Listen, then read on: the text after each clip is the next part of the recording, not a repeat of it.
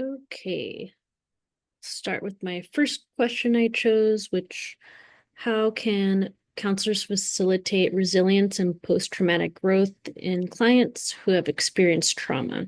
And what role do strength-based approaches play in trauma recovery? So I actually just did a presentation for my program about expressive arts therapy as a form of trauma-informed intervention. And it's all very strength-based, bringing in inner resiliency, regulation, connecting to the body. Um, so as far as like putting strength-based in there, at least for my experience, it's good to like integrate that with mindfulness. So like if you're experiencing dissociation, there has to be like a way to anchor, ground yourself and connect that to your body. Um, and as far as like strength-based approaches being in trauma recovery, I think having that externalization of what they're going through gives them the power to have resiliency over their experiences. Um, so I feel like there's so many different ways you could facilitate that in practice, but for me, I feel like the arts is a good way just because it's like I don't know, trauma is sometimes not even exhibited outwardly. You have to really go internally. And a lot of the times there's not a way to speak of that in terms of like narrative therapy. So that's just one example, I would say. But I think having it be strength based is really important considering a lot of trauma is related to like it being um, put on the individual and it being out of their control.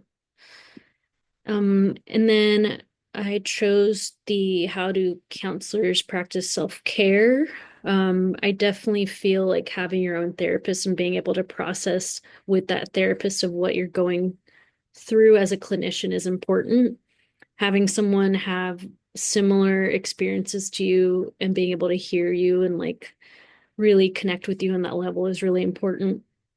Um, as far as compassion fatigue, I think I don't know, there's so many different self-care practices. I was looking into them myself because I do like have burnout semi easily at the moment, especially due to like my own diagnoses.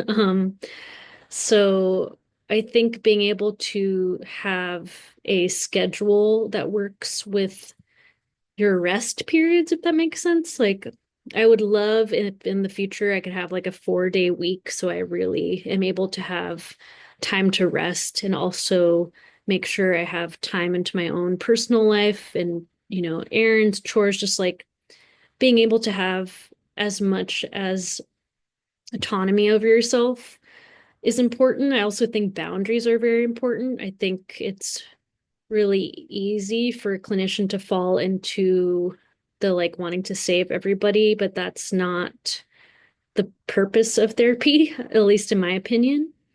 And there's definitely a lot of resources, I feel like. It's just like very much about you being self-aware also that you're going through burnout or compassion fatigue. And that takes a level of like a lot of introspection, which hopefully you either have or want to have more of as a clinician. And how do cultural factors influence the manifestation and treatment of trauma-related disorders? And then why is it essential? Um, well, like everyone's so diverse. So even if someone has like exactly the same diagnosis as another person, it's going to manifest differently. They might have different symptoms from the other person. It might come up more severe than the other person. It also is super important for a clinician to know that cultures view a diagnosis differently. Like Western culture views diagnosis a lot differently than Eastern culture, as well as like the treatment.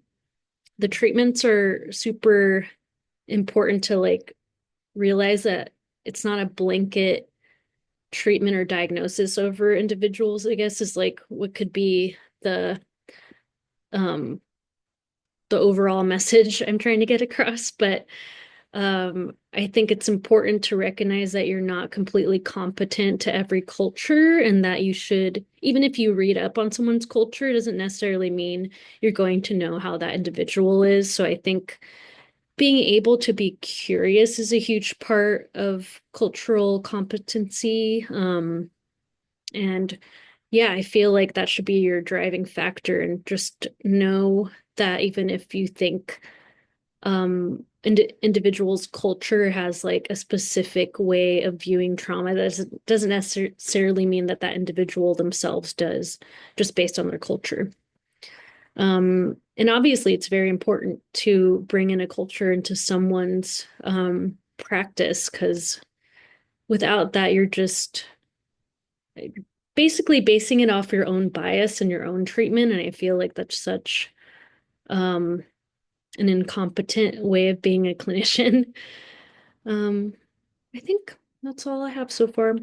Interested to see what other people think about the questions this week, though.